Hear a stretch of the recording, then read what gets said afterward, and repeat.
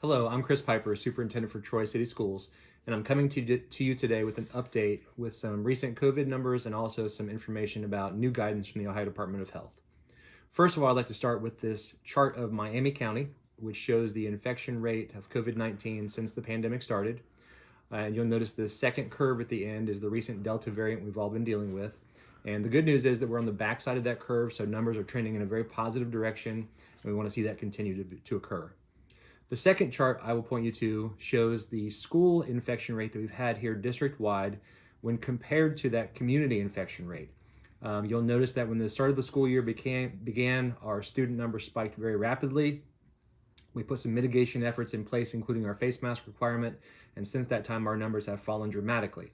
For the first time last week, our infection rate is actually lower than the community rate. So again, we are trending in a very positive direction and want to see those numbers continue to decline. The third slide I will show you here is the quarantine numbers for our district since the start of the school year. Again, you will notice that our quarantine numbers peaked at almost 400 students on quarantine at one point during our school year. And since the face mask requirement went into effect, those numbers have fallen dramatically.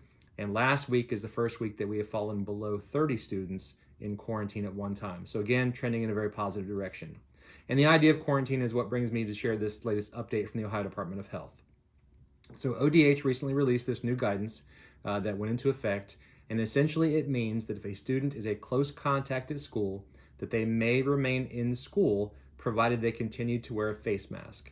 That quarantine procedure can be lifted within 7 days since the infection if they receive a negative test result within 5 to 7 days of that first contact.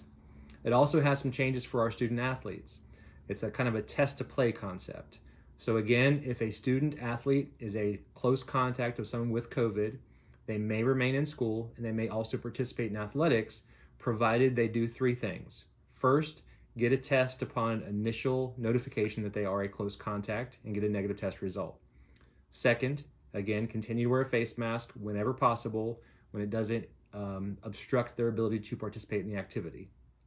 And then third, get another negative test between days 5 and 7 from that initial contact. If they follow that guidance, they may continue to attend school and participate in athletics.